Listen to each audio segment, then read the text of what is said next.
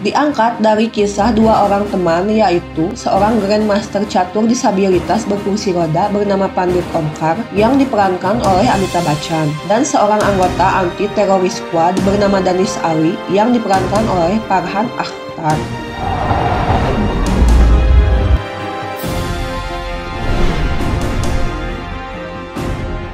Kisah berawal dari memperlihatkan keluarga seorang petugas anti-teror yang sangat bahagia. Pria ini bernama Danish dan istrinya bernama Ruhana. Mereka memiliki seorang anak bernama Nuri. Awalnya, keluarga ini terlihat damai dan mereka menjalani kehidupan dengan bahagia. Hingga suatu hari, Ruhana meminta pergi ke toko perhiasan untuk memperbaiki aksesorisnya yang rusak. Tak sengaja, Danish melihat seorang buronan teroris yang bernama Ranis melintas di depannya. Sambil membuntutinya, dia menelpon rekannya untuk segera melakukan penyergapan. Belum sempat memberitahu lokasinya, tiba-tiba teleponnya terputus dan kelompok teroris itu menyadari jika ada yang membuntuti. Kemudian, para teroris menembaki mobil Danish.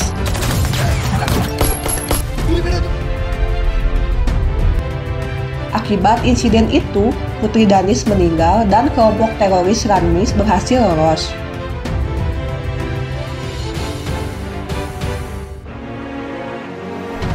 Setelah kejadian itu, Ruhana ingin hidup sendiri untuk sementara waktu dan Sartaj, rekan Danish, meminta Danish untuk tinggal di rumahnya.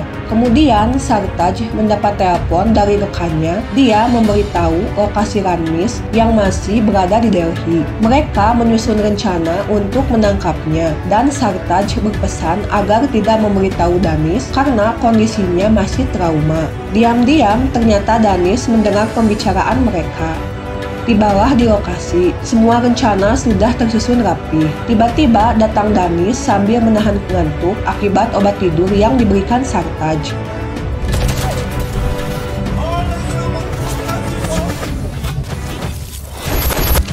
Setelah Danish berhasil membunuh Ranis, dia terancam akan dikeluarkan dari kepolisian karena mengacaukan rencana sebelumnya yang seharusnya Ranis ditangkap untuk diinterogasi guna menangkap teroris lainnya.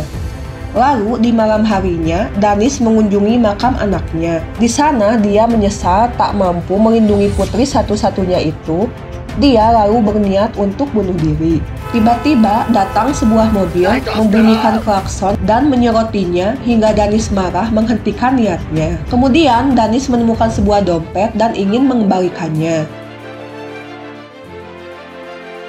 Di sana, dia terkejut melihat banyak sekali anak-anak dan dia bertemu pemilik dompet bernama Pandit, seorang Grandmaster catur sekaligus guru catur. Dia berterima kasih karena telah mengembalikan Ninaku, sambil menunjukkan foto seorang gadis bernama Nina yang telah meninggal tahun lalu akibat jatuh dari tangga. Juga mengetahui kabar Nuri. Karena itulah dia datang ke makam dan tak sengaja melihat Danish. Danish terkejut ketika Pandit mengenal anaknya. Pandit berkata Nuri dan istrinya, Ruhana, pernah datang ke sini untuk belajar bermain catur. Bahkan Nuri berkata dia akan membawa ayahnya kemari untuk bermain catur. Sebelum pulang, Pandit berkata kepada Danish untuk selalu berkunjung, agar dia merasa seperti bermain dengan anaknya. Sama halnya yang dilakukan Pandit merasa bermain dengan Nina. Hari demi hari dilewati. Kini Danish sering mendatangi Pandit dan mulai bermain catur bersama anak-anak di sana. Awalnya Danish selalu kalah karena masih dibayang-bayangi oleh kematian anaknya. Tanpa disadari, dia mulai menikmati permainan catur. Di saat itulah terlihat sedikit senyuman dari Danish, menandakan dia perlahan mulai bangkit dari keterpurukan. Hingga Danish dan Pandit menjadi sahabat. Suatu hari, Pandit bercerita tentang kejanggalan kematian putrinya. Saat itu, Nina sedang mengajari Ruhi, anak seorang menteri bernama Yajat. Lalu, tiba-tiba seorang asisten memberitahu Pandit bahwa anaknya telah meninggal karena jatuh dari tangga. Danish berkata mungkin seperti itulah kejadiannya. Namun, Pandit pada saat itu melihat sendiri gelagat mencurigakan Yajat. Dia meyakini anaknya tidak meninggal karena kecelakaan, namun karena dibunuh oleh Yajat. Setelah itu, Danis mulai mencari informasi tentang Yajat. Dia melihat dokumentasi 8 tahun lalu saat penyerangan teroris di sebuah perkampungan. Saat itu, semua warga dibunuh dan hanya menyisakan Yajat dan anaknya. Karena hal itu membuat Yajat terkenal dan terpilih menjadi Menteri Kesejahteraan Kashmir. Lalu Danis pergi bertemu Sartaj untuk berdiskusi tentang kasus Nina. Sartaj mengatakan Nina terpeleset jatuh, kepalanya terbentur dan meninggal. Ada saksi yang melihat di sana dan kasus ini ditutup. Lalu Danis bertanya di mana Ruhi pada saat itu, apakah sudah diinterogasi? Sartaj menjawab, Ruhi sedang berada di kamar dengan memegang papan caturnya. Danis tidak puas dengan jawaban Sartaj. Lalu dia pergi ke kantor kementerian untuk menemui Yajat. Di sana, Yajat berterima kasih karena Danis membunuh teroris yang juga telah membunuh keluarganya. Juga meminta Danis bertugas kembali karena sebelumnya Danis terancam akan diberhentikan dari kepolisian. Lalu Yajat bertanya tujuan Danis datang kemari. Danis berkata bagaimana Nina bisa terjatuh di rumahnya. Yajat menjawab karena nasib buruk yang selalu menimpa Pandit. Dimulai dari rumahnya yang dibakar oleh teroris. Istrinya meninggal dalam kecelakaan, kakinya lumpuh, hingga anaknya jatuh dari tangga. Setelah memberi jawaban, Yajat dan Danis berjabat tangan. Dari sini, kecurigaan Danis mulai muncul. Dia merasa sebagai seorang penduduk biasa, Yajat memiliki tangan yang sangat kuat. Yajat berdalih itu karena dia suka bermain tenis. Atas sikapnya itu, Danis mendapat teguran dari atasannya. Kemudian Danis mendatangi Pandit untuk bermain catur. Dia curhat sampai saat ini istrinya tak mau menemuinya. Pandit mengatakan bahwa dia akan mencoba memujuknya. Hingga permainan catur selesai, yang menang adalah Danis. Pandit berkata orang kalah adalah orang yang menang. Esoknya, Pandit ke rumah Ruhana memintanya untuk mengajari anak-anak yang akan pentas drama. Scene berpindah kepada Danis yang sedang menemui Ruhi, putri dari Menteri Yajat. Di sana, dia mencoba mencari informasi tentang kematian Nina. Dia bertanya di mana posisi Ruhi saat Nina terjatuh dari tangga. Belum sempat Ruhi memberitahu, tiba-tiba datang seorang ibu membawa Ruhi pulang. Kemudian, Danis pergi mengunjungi Pandit.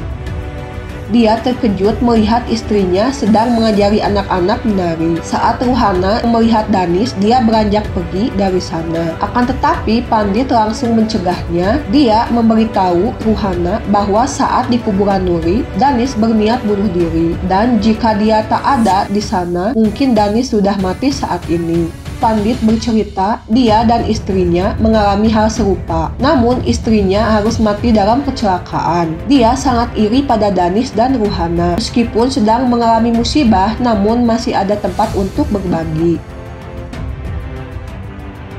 Scene berpindah ke kediaman Yajat yang sedang menanyai putrinya sewaktu dia bertemu dengan Danis. Apakah mengatakan sesuatu? Ruhi menjawab tidak, dan Yajat mengancam jika mengatakan sesuatu kepada Danis, maka akan terjadi hal buruk padanya. Seketika Ruhi teringat sebuah kejadian masa lalunya. Kembali ke Pandit, dia masih memperjuangkan kasus anaknya yang sudah ditutup. Dia meyakini bahwa Menteri Yajat yang telah membunuh anaknya. Kemudian dia nekat mencegat rombongan menteri di tengah jalan dan melempar dengan sepatu. Danis mendapat kabar bahwa Pandit diserang seseorang. Pandit bercerita saat itu dia sedang tidur dan mendengar sebuah benda terjatuh. Ketika dia keluar memeriksanya, melihat papan caturnya telah dibakar dan seseorang tiba-tiba menyerangnya dari belakang. Berkat Danis, Pandit berada dalam perlindungan kepolisian. Dia berjanji Pandit akan baik-baik saja. Lalu Pandit berkata bahwa Yajat yang telah mengirim seseorang untuk membunuh.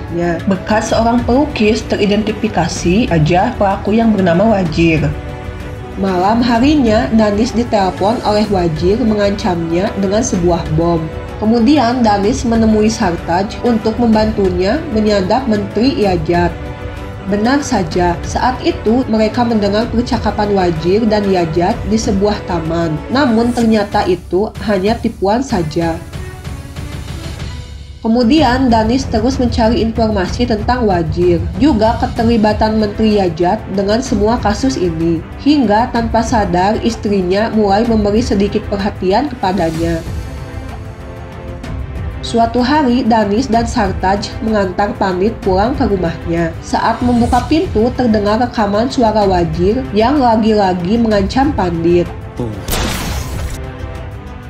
Danis menemukan sepucuk surat berisi tantangan kepada Pandit agar pergi ke Kashmir. Mengetahui itu, Pandit bertekad ke sana sendirian karena ini adalah masalahnya.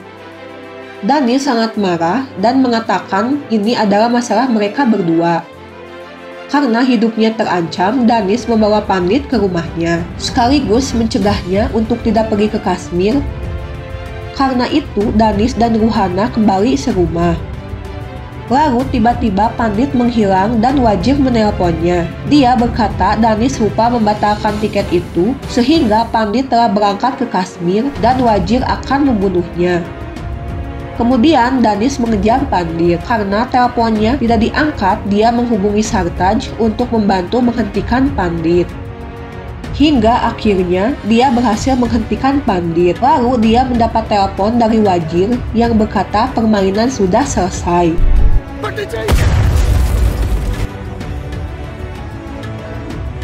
Atas kematian sahabatnya, dia bertekad untuk menangkap Wajir dengan cara menginterogasi Menteri Yajat di Kashmir. Sampai di Kashmir, Danis mengirim surat kepada Ruhana, meminta maaf karena tak bisa menjadi suami yang baik, dan jika dia tak kembali berarti dia sudah pergi ke tempat Nuri berada. Kemudian dia menemui rekannya untuk membantunya. Mereka menyusun rencana agar Danis bisa menembus pertahanan di sana.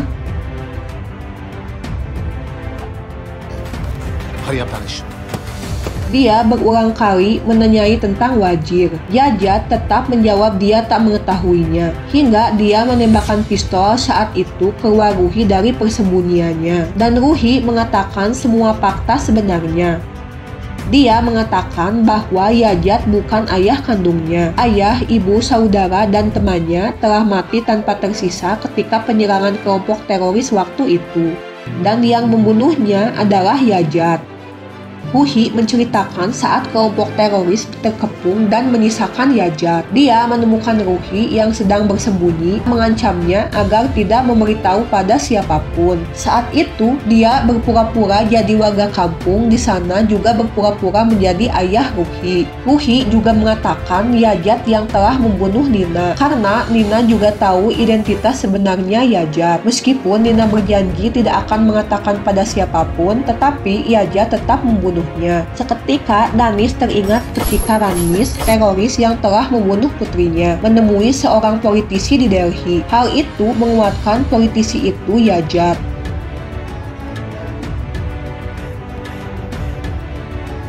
Beberapa hari kemudian, di pentas tari anak-anak, terucap kalimat, "Suatu hari kamu bisa menjadi Wajir. Dalam permainan ini, kekalahanku adalah kemenanganku." Seketika, Danis menyadari bahwa Pandit adalah pion, sedangkan yang berperan sebagai benteng yang akan membunuh raja adalah Danis.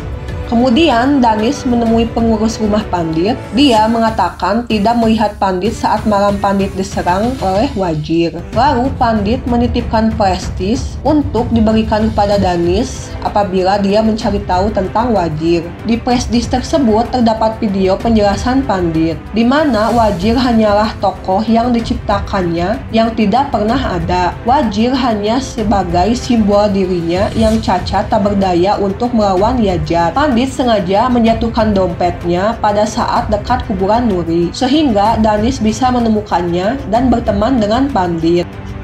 Tangan Pandit yang terluka merupakan luka yang dia lakukan sendiri untuk menarik simpati Danis, dan Pandit menggunakan rekaman suara untuk mengisi suara Wajir. Pandit membuat rencana untuk mengorbankan dirinya agar memastikan Danis akan membunuh Yajat dan membalaskan dendam mereka berdua.